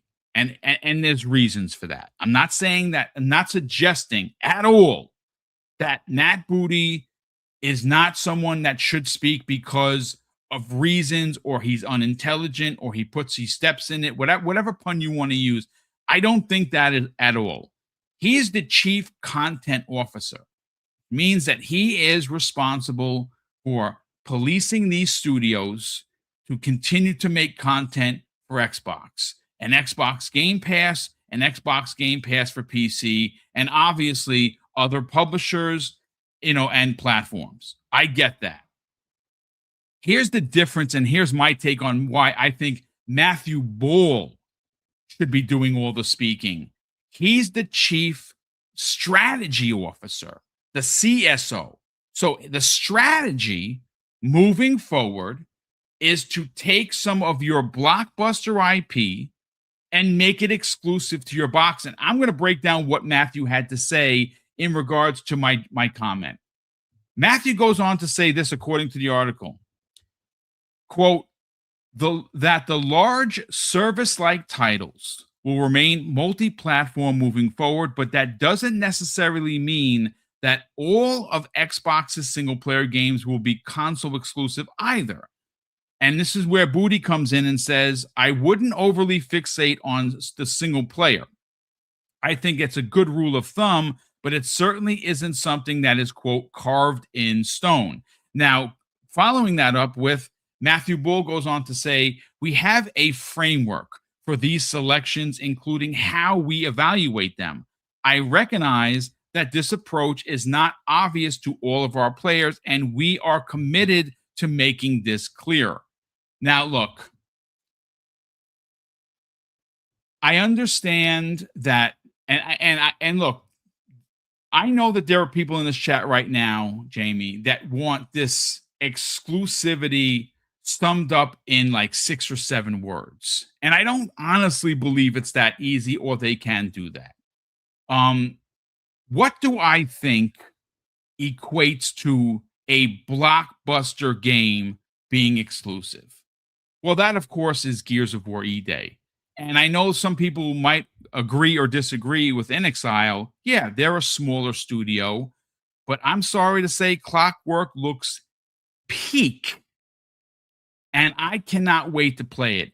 Is it going to be as big as BioShock was? I honestly don't know. But it will, in my opinion, get people, especially fans of their work. inXile is a legendary studio, and this is by far one of their best-looking titles that they've ever made, right? Well, if I'm running the show, let's just say, for instance, I'm going to take Mathew Ball, push him off to the side, and I'm going to step into his shoes for 65 seconds. And this is what I would say. Do I think smaller games should be exclusive? Look, if I had it my way, honestly, folks, because I'm an Xbot, I'd make everything exclusive. And that's the end of the story. But I'm a bot. So, of course, you take my opinion, take it or leave it. But there are 2 games that were just announced that we knew were coming that would be day one exclusives to Xbox. And there are reasons. And they are from Bethesda. I would say to the world that Fallout 5 and Elder Scrolls 6 are confirmed to be Xbox and PC exclusives and deal with the backlash. Those games are going to be big. If you want to sell consoles, those are the type of games that you need to make exclusives. And you know why I would make him exclusive? Because the numbers prove that I'm right to do so. Does anyone in the class, can you tell me, folks? I said it in the chat earlier when we first started. How many copies of Starfield sold on PlayStation 5? Because I have the numbers. And what I'm about to say prove why Fallout 5 and Elder Scrolls should be used as a dangler, if you will, to go out and buy an Xbox or play on PC, whichever your flavor. I don't care. But see, the difference between the way Xbox does it is they have their own platform, but they also have the biggest platform in PC where they sell their wares. Unlike Sony, who has circled the wagons, and now it's only on PlayStation, and that's it. Well, good luck with that, PlayStation. We'll see what happens with their profitability. But 140,000 units of Starfield sold on PlayStation 5. I'm here to tell you, without having any of the documents from Bethesda in front of me, There's absolutely no way they made back the development cost. Now, I could be wrong because I'm not a developer, but 140K, not 1.4 million copies, not 500,000 copies, 140,000 copies of Starfield. Now, your mileage is going to vary on where you think that game is. I think it's top tier Bethesda. I think it's their best released game ever. And I spent so many hours in there. And like I said, I only spent 6 days. Big deal. There are people that spent 75, 80, 100 days in that game. I actually should be ashamed of myself. I only spent 6 because I did really love that game. But was the juice worth the squeeze? I would say absolutely not. But if you want to keep pushing the envelope on exclusivity, you need to make games like those exclusive. And the one thing I will say, and I should have said this in the beginning, why I suggested it should be Mathew Ball or Asha doing the talking, and that's it. It's not because I think that Matt Booty doesn't have the intelligence to do that. No, I mean he has that position for a reason. He was one of the people that still had a job after seeing Phil retire and Sarah, sent packing, so to speak. Now, there's going to be some people that ask why. I'm not going to get into it. I don't know, folks. I'm not a fly on the wall. I have no idea. What I can say is that kind of contradiction is not something that I want, anybody on this panel wants, or anybody in this chat wants. Because what it reminds me of is old leadership. And old leadership meant poor messaging, and it was to a point where the left hand had no idea what the right hand was doing. And I don't want that, because you know why? The groundwork for a new Xbox under Asha has been laid down, and it looks great. And that is the path I want to walk. I can't have Matt Booty coming out and saying, well, single-player games, not all, but some, and we're not exactly sure, and don't fixate. And don't do that. Don't go back to the old Xbox way of doing things, because you're going to lose your audience really quickly. But Jamie, I want to bring you in and get your hot take on some of the commentary from Mathew Ball regarding multi-plat versus exclusivity. Yeah, it's a weird situation because it feels like the whole what's that saying? Too many cooks in the kitchen situation again. Yes, sir. We're hearing we've talked about this before. Like Xbox's problem from 2013, in one way or another, has been messaging, right? Well, I do think at the minute, messaging is actually shockingly the best it's ever been. Stuff like this doesn't help, You introduce or reintroduce exclusives again at the summer showcase. The reaction from the fan base was positive because, look, I get the idea of people thinking, it would be cool to have every game on everything. But as I've said before, the multi-platform thing only really works if everyone does it. That's clearly not the case, though. So, I think Microsoft really need to have just look at Sony and Nintendo, right? They don't have 5 different executives all doing interviews all the time, right? And this is one of my wishes from the new leadership: stop doing interviews all the time, right? There's no need, right? The game industry is the weirdest place because it's the only industry where you have the people up top doing interviews all the time. And it's so bizarre because that's where a lot of the mixed messaging comes from.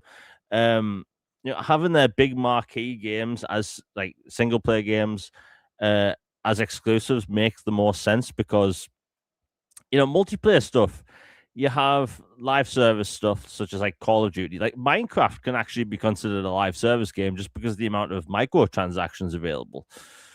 So, I completely understand, and I'm actually for the whole multi-platform stuff for games like that. But, when it comes to your, In Exile, In Exile, I think is going to be a huge RPG. And it's a very different RPG to what we've ever had before.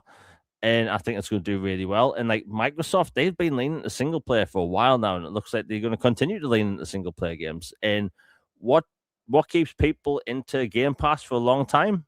Role playing games. They have a lot of role playing games in development.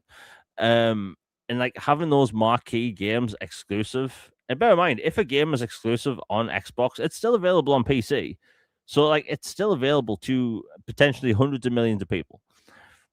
But like having the marquee games exclusive, it needs to be a thing because like look, let's be honest, right? If Xbox doesn't have exclusives, why should you buy into an Xbox? Right? Yeah. And I always hear, but Game Pass is the exclusive. I like this. I like the sentiment behind that. However, I've never once heard someone say, like, I'm only buying this piece of hardware so I could subscribe to a service. Like, yeah, people have told me they've bought into Xbox and Game Pass has been one of the reasons, but the sole reason, I can't get behind that. But like now that they're committing to exclusives, like look, Gears of War ED, right? All of the talk before it was even shown off in action was what platforms it's on. And what I've been saying for years, Boom, that the biggest problem about the whole multi-platform thing is that the conversation strayed away from the games themselves to platforms, right? Yep. Indiana Jones was announced. Everyone was happy. It was shown off in the Xbox Developer Direct in January 2024, and it looked phenomenal, right? The problem is that like, oh well, for months we were all talking about like, oh hey, this game looks cool. It's gonna have different set pieces in different places around the world. And then the second they announced the PlayStation version, nobody was talking about the tombs. Nobody was talking about the puzzles or the gameplay or the locations or the game structure, right? People were talking about platforms, and I love being proven right, by the way. Who doesn't? But like ever since Gears of War was like we knew it was going to be shown off in June. What were people talking about? We didn't see people talking about, hey, is the cover based gameplay changed? Is there going to be like more enhanced movement? Is there going to be like, are they going to show us Horde? Are they going to show us campaign or multiplayer, right? How's the multiplayer changed? How's the campaign changed, right? Nobody was talking about any of that stuff. People were talking about, but is it going to be on PlayStation? Right? So Microsoft doing multi-platform games actually detracted from the games themselves. So the second it was announced as an exclusive game, what's everyone talking about? How good Gears looks. That campaign looks amazing. 12-player Horde is going to be bonkers, right? And now you can tell certain people in the gaming media, they are kind of salty that this is an exclusive game because Microsoft, they actually trying again, right? Gears is back to its prime. It looks phenomenal. It looks like Gears is going back to its core for like what Gears 1 and 2 were specifically. And this is what the fan base has been wanting. And we all know that Xbox needs reasons for you to buy into the ecosystem, to buy a console. So like, this is a perfect reason. And you need to keep adding on to those reasons. So you add, add several more games. You add some RPGs, some more shooters. That StarCraft shooter is meant to be announced this year, allegedly. Like that would be a big marquee game. The Fallout games, right? People don't because it's been so long since Fallout and Elder Scrolls. I don't think people really realize like how big of a deal those games would be as exclusives. Yeah. Because like Elder Scrolls, we haven't had one since 2011. Yeah, it's been a long time since Skyrim. Yep. Yeah, and whenever an Elder Scrolls game comes out, it's a pop culture event, right? And not many games are pop culture events when they come out. You have Grand Theft Auto, you have Fallout, you have Elder Scrolls, and maybe one or two other games, right? Zelda and whatnot. But I think that people from Microsoft, they realize this. They realize that they need to actually grow the brand. And Matt Booty saying not all single player games or whatever, something like that. Like single player games have to be the reason to buy into an Xbox now, and here's why: because if you have multi-platform games, live service games is multi-platform because the incoming revenue all the time, right? I get behind that, but like the people that buy consoles these days, right? You have two groups of people. You have the casuals that will only buy a console to play a Fortnite, a Warzone, Apex, something like that.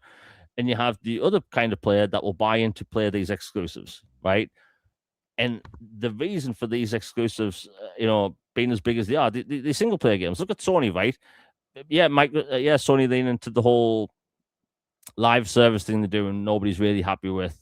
Yeah, but like when people typically buy a PlayStation, it's either to play Fortnite or to play something like a God of War game, right? The single player games are going to be the reasons why people buy into an Xbox. This isn't like the dude bro shooter days, right? Where like every game marketed with Xbox was a shooter. Times have changed, and I think people from Xbox realize this. They have a bunch of RPG studios. When you have Bethesda and Obsidian under your own like name, like you should have those games exclusive. You're gonna have people buying Xboxes to play Fallout, to play Elder Scrolls. So like I'm perfectly fine with things like, let's say, a Killer Instinct 2 even being multi-platform, because fighting games live and die by its player base. But when it comes to things like Fallout, all that stuff, future Fable games, even future Forza games, I'd say that should be exclusive. Microsoft, they just need to like calm down with the having 10 different people doing interviews all the time, right? It should either be Mathew Ball or Asha Sharma. That's it, or no one at all. I don't see mixed messaging from Sony all the time, even though they are, let's be honest, in a rough patch at the minute because of the whole physical disc situation. But I think hopefully, Asha Sharma, like, they're actually paying attention to like these things people are saying online, because like, let's be honest, the past couple of years in the Xbox fandom, people have been miserable, man. Right? As someone that covers Xbox, like I run an Xbox centric YouTube channel. I cover pro Xbox news, and let me tell you, the comments by a lot of people are just miserable, right? Yeah, you either have fanboys come over replying saying there's no reason to buy an Xbox, or you have people that are Xbox fans that they wondering why should they keep their console. They think that, hey, if this console isn't going to get exclusives, then why are more people going to buy into the console? Why are more studios not going to put their games on the console if there's less people buying the platform? So if there's more people buying an Xbox, you have more people buying Xboxes, you have more games by third-party studios that will be put on the platform. It's a win-win situation. That's just me. Once again, man, knocked it out of the park. Umbra, I want to bring you in. I don't know, Boom, if I had too much more to add to that, being honest. Well, you know what? Before I bring you in, I have some quotes here from Mathew Ball that I think are going to give you reason to to have commentary. Check this out. So, Chief Strategy Officer Mathew Ball confirmed that exclusives are, quote, absolutely essential to growth, branding, and long-term health for the Xbox platform. He also noted that while exclusives might sell fewer individual software sales in the short term, prioritizing them is the price to pay for building real value back into the console's ecosystem. And his core arguments came across his media appearances and the details this strategic shift or pivot for Xbox. But check this out. There are a couple of really big ones here. He goes on to say, quote, to grow a platform like ours, you have to have exclusive games and services. To return our platform to consistent growth, we need a reliable pipeline of exclusive games. And lastly, Umbra, he reassured fans in this interview that upcoming titles, Gears of War E-Day and Clockwork Revolutions, are, quote, permanent, not timed exclusives, and that they have more permanent exclusives in active development. Now, with that last line, and again, I'm speculating, that in fact could be Fallout 5 and Elder Scrolls 6. Why? Because they're zeitgeist level exclusives. If that is, I'm telling you, if it's announced that you could only play Fallout 5 and the Elder Scrolls 6 on an Xbox console and on PC, it is going to potentially make people think about going out and either playing and buying it on PC or playing or buying an Xbox for that matter to play these games.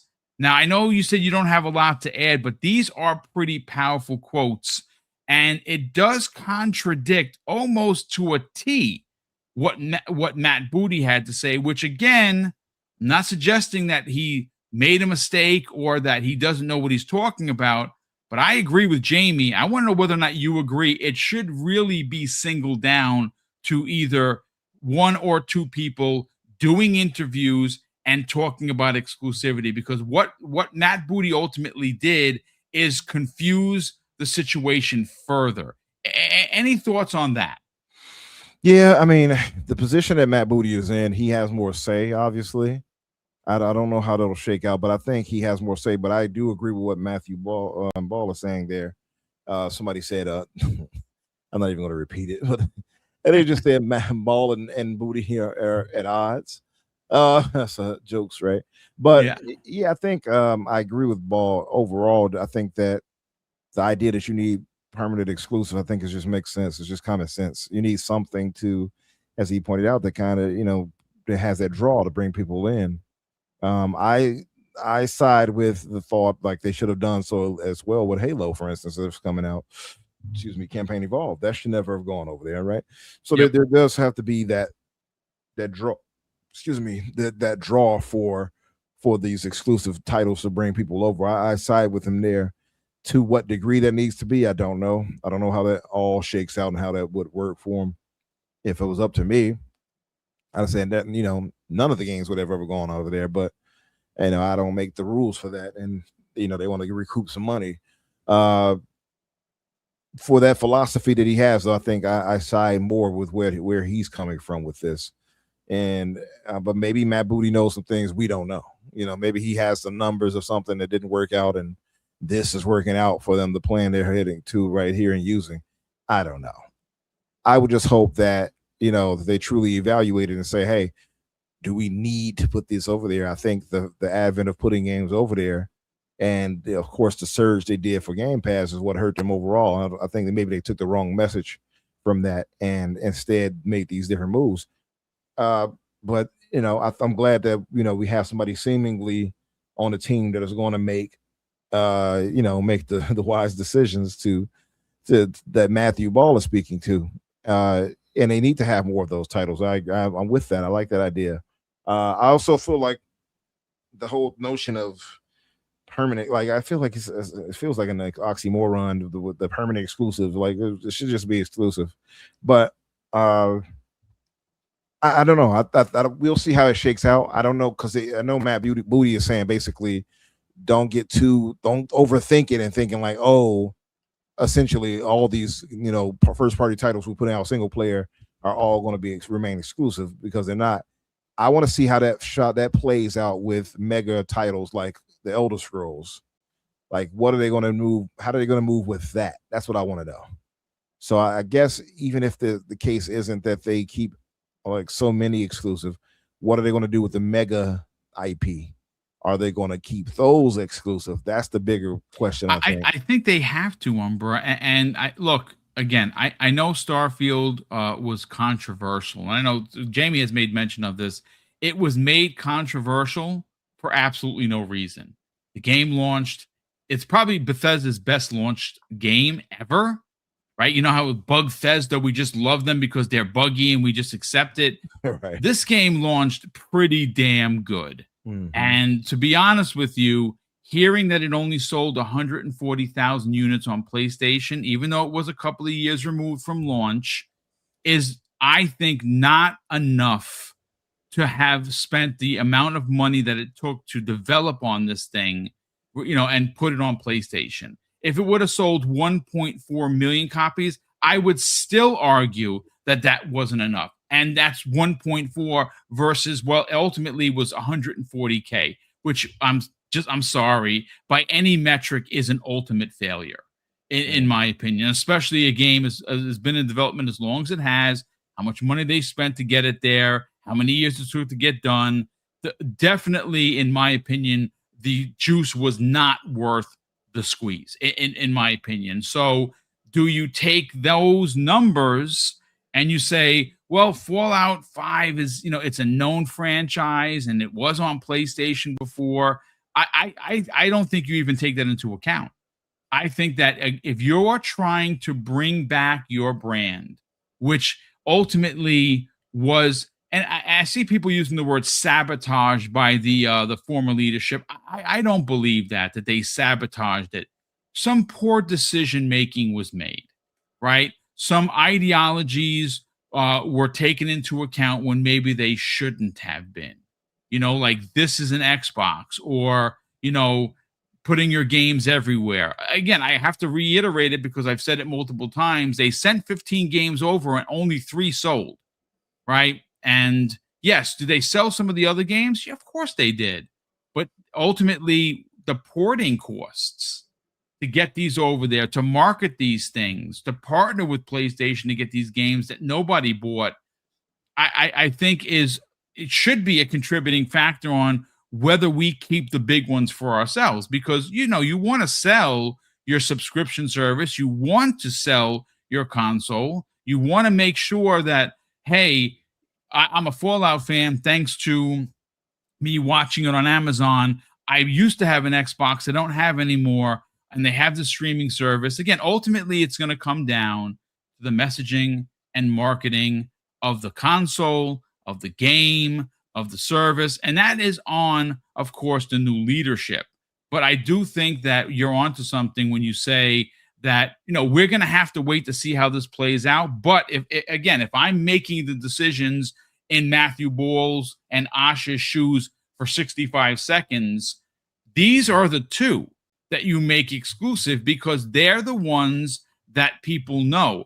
And again, going right back to what Jamie said, Umbra, these are zeitgeist level games. Now, it's true, we haven't had a new Fallout since 2015, not counting 76, which I don't count because it's not single player. We haven't had a new Skyrim or a new Elder Scrolls since 2011. And people play these games. They remember these games. If these games come out and they're running in Creation Engine 3 and they look great and they're the talk of the town, people are going to buy a console. Of course, it has to be, affordable. And this, and what's interesting is this wouldn't even be a conversation if we didn't have Rampocalypse 2026. If consoles, meaning the Series X and S, were at their, normal price during a generation of 6 years, which means that the Series X could have been 400, the Series S could have been 200. They are winning the rest of the generation. You know why? Because Grand Theft Auto, Madden, NCAA, and Call of Duty are all next generation. And if you have a $200 box, it's an automatic buy at anyone that's looking to upgrade. So, of course, that's not the case because the Series S is $500, which is ridiculous. But later down the line, maybe things regulate. Listen, any additional thoughts into what I just said, and we'll get everyone out of here? Not much. I think Jamie masterfully covered it. I mean, even your follow-up, Boom, I think you covered a lot of it. I don't really have too much else to add to it. A lot of this is, like you said, it's just kind of a wait and see approach. And, ultimately this is kind of guesswork on our end too, right? Yeah, of course. So I don't know, but I just feel like I can only go by what I feel and what I believe would work. And that's, exclusives, I think, do matter. And I think if they take a certain approach with that and how they handle that, I think it could pay off. Maybe they got them, like I said, maybe they have the numbers. Maybe Booty has some numbers we haven't seen and he knows better. I can't dismiss that. So I don't know, but I think you guys covered it largely great. Well, we appreciate the commentary as always. Chat, thank you so much for being here. Appreciate all the super chats. Let me just make sure I am caught up to date on those. And we are officially caught up. Yes. So thank you everyone that dropped a super chat, who has been a channel member and who has continuously gifted, subs of Double Barrel Gaming. Mrs. Boom and I do greatly appreciate it. We hope that you enjoyed today's commentary. I do think that it was really important to have these conversations specifically around exclusivity and Game Pass. It's just, I've said it before. If you haven't heard me say this, you're gonna say this guy's an absolute lunatic.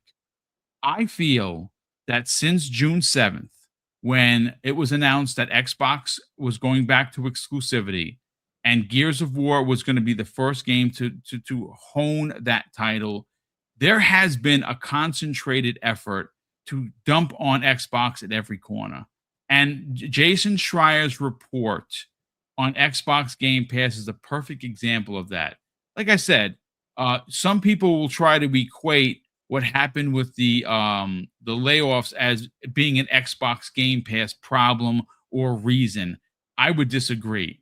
I think that Xbox is overbloated, they overspend, and some of the studios that they let go independent and they sold off, their games either didn't come out or incredibly underperformed. Now, does that mean that they should be shuttered? Absolutely not, which is why I'm glad Asha sold off too. They're publishing both Senua and Stave Decay 3, which means that they believe in the game. And 2 studios have gone independent, and there was no closures. That's a really, really big deal, folks. And I don't think she gets enough credit for that. But, just circling the wagons, let's get everyone out of here. Jamie Moran, let's start with you with the All Things Xbox podcast happening this evening, 6 p.m. with you and Logan Meyer. I'm obviously, one of the topics I would imagine is going to be there is the fact that Dino Crisis has been confirmed to be in development since 2022. Holy shit, I've been dying for that game. Yes, I cannot wait to play. Listen, Capcom just continues to win. And when they're winning, we're winning as fans because all they do is put out incredible games and remakes, and they've been doing such a bang-up job. So I would imagine that might be one of the topics, but where could people not only subscribe to your YouTube channel, but more importantly, follow you on social media? Yeah, thanks, Boom. It's always a pleasure. My channel is The Elusive Gamer. I exclusively cover Xbox. All Things Xbox podcast is on Tuesdays at 6 p.m. Eastern, where we cover everything gaming on Xbox. Tonight, we're going to be talking about, the Fallout stuff, which is all good stuff. Dino Crisis is going to be a big topic because I've been asking for a new Dino Crisis for what feels like an eon now.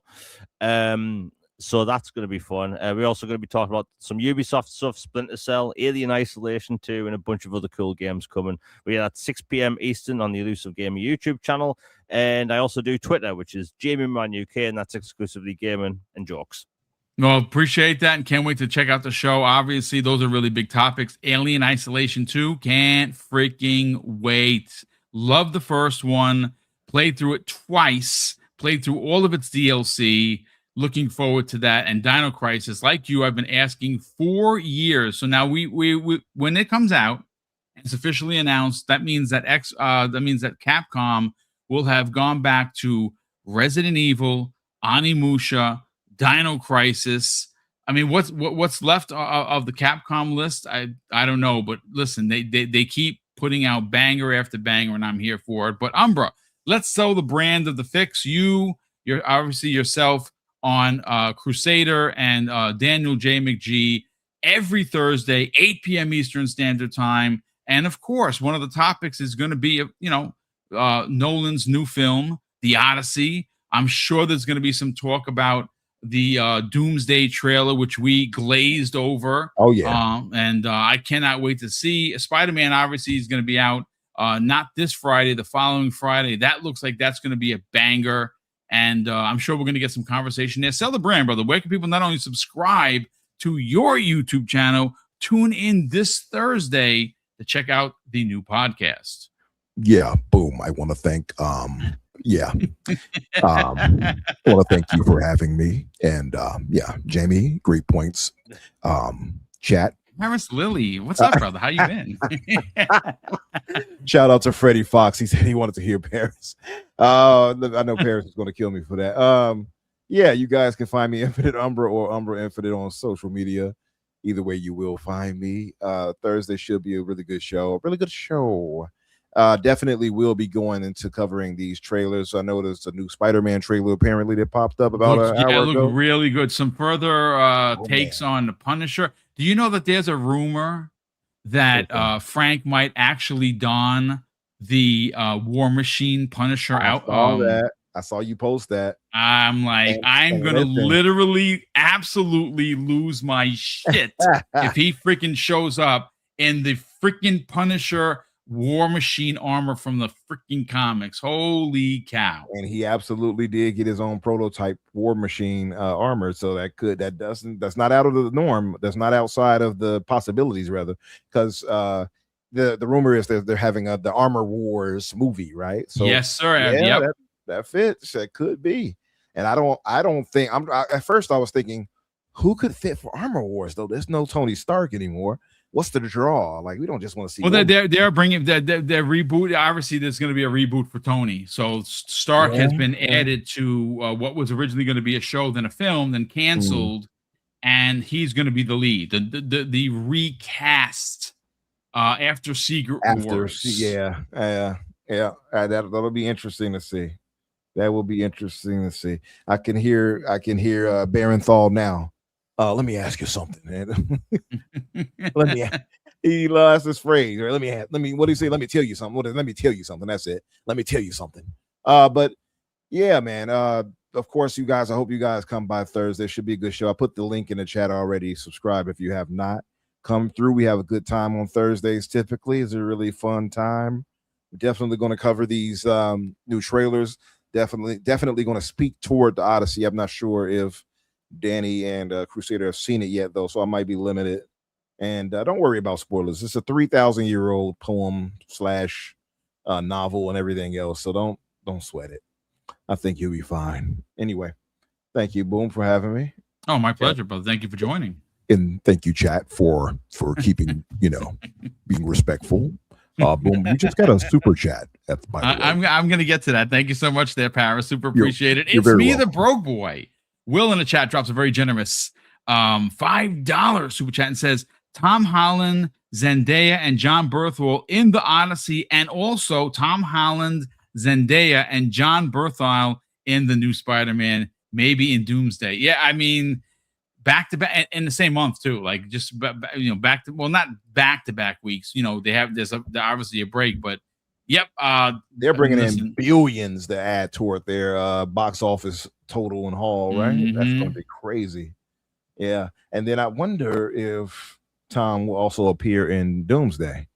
There is, I mean, well, Toby is definitely going to be there. I've heard the beginning of Secret Wars is supposed to be. I'm not even sure if it's Doomsday. I know that there's supposed to be a big. Again, it's just a rumor, folks, and it's no spoilers or anything. Well, I guess it's a spoiler. Supposedly, Wolverine and Spider-Man are going to die in the first 6 minutes of Doomsday. I don't know if that in fact is still a thing or that's going to happen in Secret Wars, but man, listen, I know people already are like, Thor getting a lot of screen time, so they're getting worried about Thor right now. I mean, there's rumor that he's definitely dying. He's definitely going to be killed. But again, it's going to open up the door for, if you're a fan of the, I'm a comic book nerd.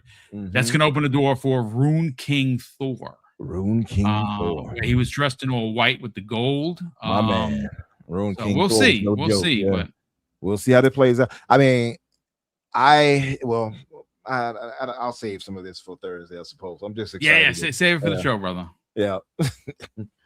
Well, listen, appreciate you being here. Chat, thank you so much for coming and hanging out. I know it's the summer. Most people are on vacation or, away doing other things. So we definitely appreciate the views, the likes, the subs, the shares. Of course, a big thank you once again to all of the generosity that continue to comes in. And again, Thursday, 12 p.m. Eastern Standard Time, I am doing my review and Ask Me Anything 1 hour show. I'm going to be solo for Halo Campaign Evolved. I am just about to run through it a third time. 3 times you're already for you. Yeah, 3 times. Yeah, I beat it on normal. I beat it on heroic, and I'm playing something that I can't talk about right now, but I will be able to talk about during the review. You lucky man, you. When will we get a chance to jump on that as far as the 23rd? Yeah, the 23rd. I believe that it's going to be out for early access, and then if you just wait for it through Game Pass, you don't buy the $20 upgrade, you will be able to play it on the 28th. Okay, so I got I bought the premium upgrade. So yeah, it's $20. It's worth it because okay, I can't say anymore. Yeah, no need. Don't worry. Yeah, by the way, upgrade, folks. Let me just say that. Get the upgrade. Yeah. By the way, slow-mo backslap. You know who that is, right? Of course, I love slow-mo. Slow-mo said he wanted you to play Call of Duty with him. He told me to tell you. Oh, absolutely, dude. Yeah, sure. Listen, hit me up. We'll definitely get down. Absolutely. I love Call of Duty. Am I good? Yeah, I guess I can get on that soapbox and say yeah, I'm more than decent. I definitely put some of these rookie punks through their paces. And I again, I like 6 better than 7. But yeah, it is what it is. It's fine. But yeah, Slow-mo, hit me up, brother. We'll definitely get down for sure. But ladies and gentlemen, that's gonna do it for us. Please enjoy the rest of your your day. If you're on the East Coast, get ready. We're supposed to get, like drenched 3 inches of rain per hour. And I'm glad that hasn't started raining yet, because we're at the end of the line, because the water is right over there. And sometimes with these big storms, we get the lines get taken down easily. So we were able to do the podcast. A big thank you to everyone that tuned in. And of course, ladies and gentlemen, I want to close out the show with something that's incredibly important to me. Hopefully one day will be important to you. And that's something that my dad taught us when we were kids. He'd say, Craig, treat others how you want to be treated. And also, it doesn't cost anything to be nice. You live by those rules, son. I can guarantee you're going to have an awesome day. So take care, everyone, and we'll see you next week on the newest episode of the Xbox Factor Podcast.